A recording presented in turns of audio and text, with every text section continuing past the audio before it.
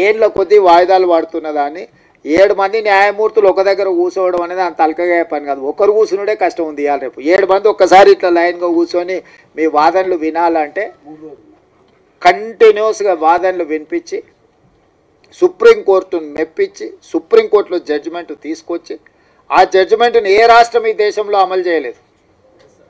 ఏ రాష్ట్రం, ఏ కేంద్ర ప్రభుత్వం. ఇవాళ మా సోదరుడు ఎక్కడైతే మద్దతు పలుతుండో, నాకు మంచి మిత్రుడు ఆయన, నాకేం విభేదాలు లేవు. నేను మళ్ళీ మీరు ఎవరైనా అనుకున్నారు, కృష్ణమాదిగతో నాకు పర్సనల్ రిలేషన్ చాలా గొప్పగా ఉంది.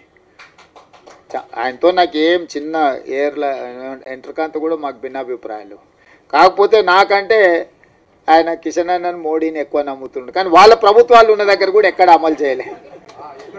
ఎక్కడ కూడా ఏ రాష్ట్రంలో అన్న వాళ్ళ ప్రభుత్వం ఉన్న కాదు. ఇన్ని రాష్ట్రాలలో వాళ్ళ ప్రభుత్వం ఉంది, నన్ను చేసిరా.